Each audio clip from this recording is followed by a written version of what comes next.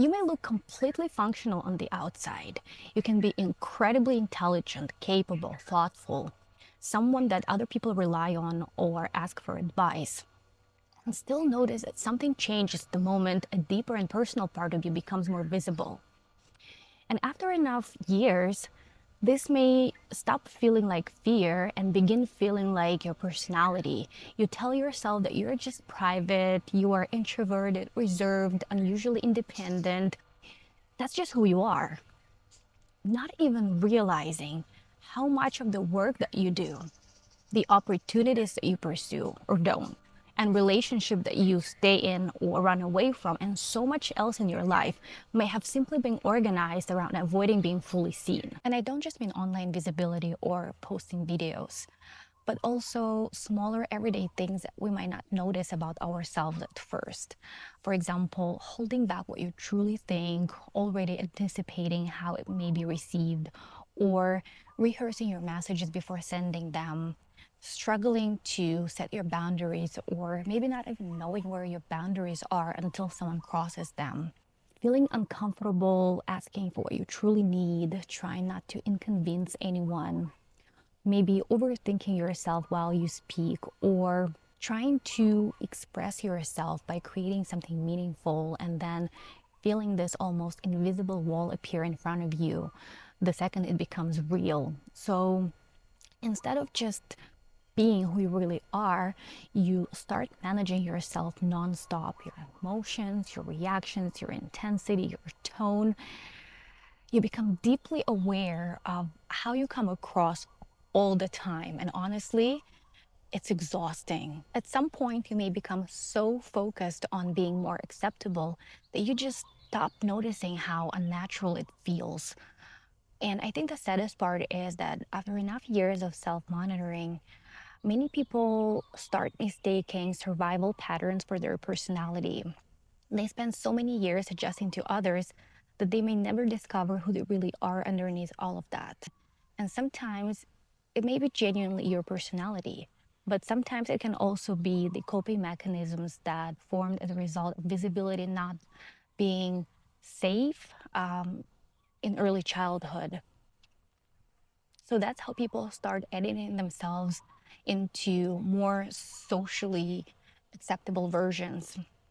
And sometimes they completely forget that they are wearing masks at all. And here, I'm not talking about masking in clinical sense, but many ways, many of us learn to selectively hide ourselves by performing different roles to feel safer around others. Functional competence can become a very effective place to hide emotionally because at work there is structure around you, business goals, requirements, and a role you have to play in this larger organization. And there is nothing wrong in that because roles are part of life.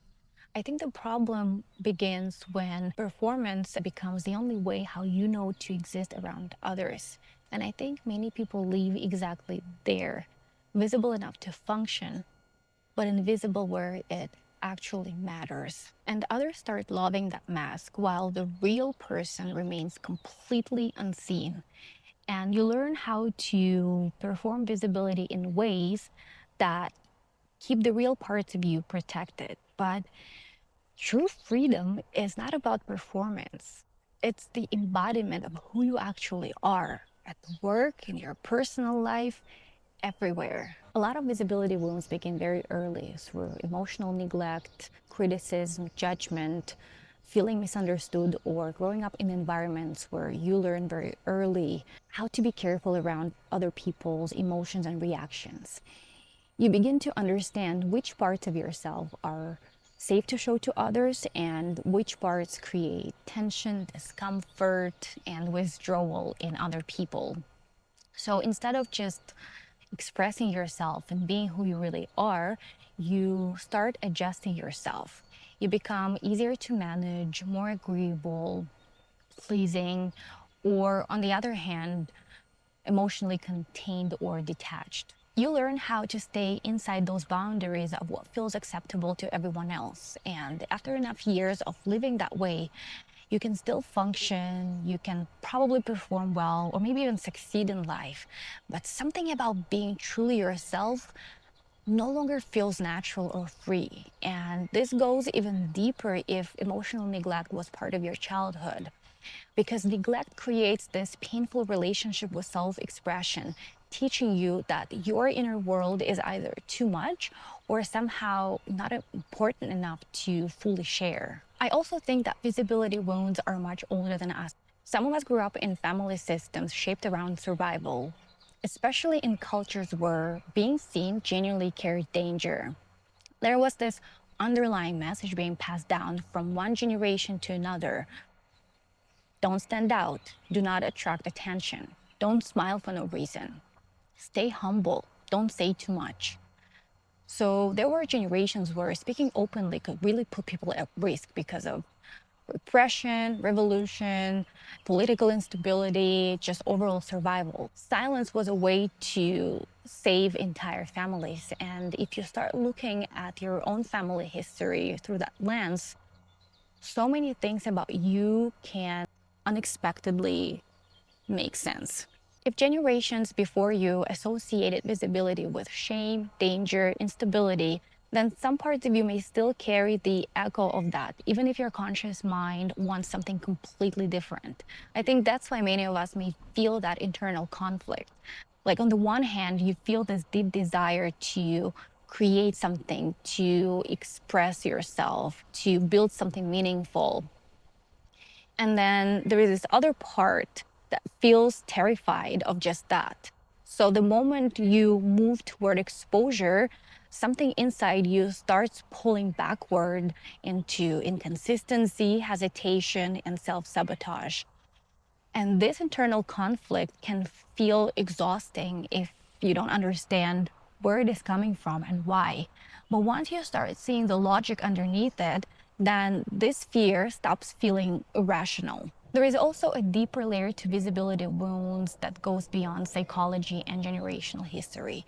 At some point, I realized how much this fear of being seen is tied to protecting the self image we have built around ourselves. The part of you that is responsible for protecting how you see yourself to keep you safe emotionally. Ego wants control over how you're being perceived because being accepted has always felt tied to safety, approval, and belonging. So visibility becomes threatening because once truly seen, you can no longer fully control other people's interpretations of you. They may misunderstand you, judge you, or see something completely different from what you intended. Or they can actually see something in you that you might not be ready to see in yourself yet. Sometimes the feedback is accurate and it threatens the ego because it exposes something that we're not ready yet to confront. Our blind spots, our immaturity, insecurities, contradictions, defensiveness, all of the places where we're still lying to ourselves, our unintegrated shadows. And that part of you built around self protection experiences that loss of control as a threat to the identity that you've built around yourself. So it's not just fear of judgment, but it's also fear of self confrontation, as there is always the possibility that something that people see and reflect back can actually be true. That's why visibility wounds often start softening after deep inner work. Healing loosens that attachment to the image of a good person you've been trying so hard to protect. You stop building your entire sense of self around external approval and validation, and being misunderstood no longer feels like psychological unaliveness. You realize that no amount of perfection will ever save you from projection anyway. Some people will still misunderstand you, no matter how carefully you're trying to explain yourself. And others will still dislike you because your authenticity confronts the parts of themselves that they abandoned a long time ago. And I think part of healing visibility wounds is grieving the fantasy that one day you'll become finally perfect enough to feel safe from any judgment. This version does not exist. That's why so many people spend decades of their lives trying to become acceptable enough to finally allow themselves to just be. But life doesn't happen there. I think this may be the reason why hiding eventually becomes so painful, because the part of you trying to avoid pain isolates you from life itself, until isolation becomes just another form of suffering. And little by little, you start seeing that understanding these patterns is still very different from being free from them. Visibility wounds do not heal just through intellectual understanding alone. Awareness matters, yes. Inner work and therapy matter as well. But at some point, your nervous system needs new evidence. When you have the actual proof that you took a risk and survived. Maybe you expressed yourself, maybe embarrassed yourself a little. People disagreed with you, but life continued. The world did not collapse, and neither did you. That's why action is so important in healing these wounds. And here, I don't mean reckless exposure, but gradual exposure that your nervous system can actually tolerate, because sensitive systems do not usually respond very well to overwhelming exposure all at once. Feeling comfortable to be seen requires both inner coherence and emotional capacity, because visibility is both psychological and physiological. When you are extremely divided and fragmented internally, visibility becomes much more threatening, because there is a part of you that is constantly running in the background, always checking and monitoring what to say, what not to say, what to reveal, what to hide, how to behave. But the more coherent you become, the more your thoughts, feelings, beliefs, behaviors, values move in the same direction, then the fear is gone, because you're no longer performing yourself as much. And part of healing is interrupting those patterns in real life. This often begins in moments that may seem far too small to have anything to do with healing, though. You notice that you're about to agree with something that you not actually believe, or apologize for something that is completely reasonable, or for once you actually catch yourself doing it while it is happening. And you may still feel the same discomfort, or become painfully aware of your voice, or wonder how you're being perceived. The difference is that this time, you're not immediately following that impulse to disappear. Instead, you stay with this discomfort long enough to see what actually happens. And yes, it may still be very awkward, and sometimes someone does misunderstand you. But you also begin discovering that your worst expectations do not arrive nearly as often as your nervous system has been bracing you for. The moment one person stops organizing themselves around fear, other people usually start feeling safer too. Having at least one safe person can change this process completely. And the thing is, sometimes you don't even know if someone is safe until you risk opening up a little. When you have spent years expecting criticism, neglect, withdrawal, or misunderstanding, being around someone who feels genuinely safe can be very difficult to trust at first. You share something carefully, then you hold your breath and wait. Part of you is already preparing for them to dismiss it, to become uncomfortable or go silent, making you wish you had kept it to yourself. And when they do not do any of this, it really takes some time to process what has just happened. You share something honest and vulnerable with them, and they do not pull away, they do not avoid or become defensive or cold. They're still there, present and consistent. They lean in right away. They actually want to know more, and they ask you questions to better understand you. And for a moment, being known has not required you to shrink in order to remain connected. And you didn't have to be scared that sharing the truth about how you feel would make them feel angry or disappear.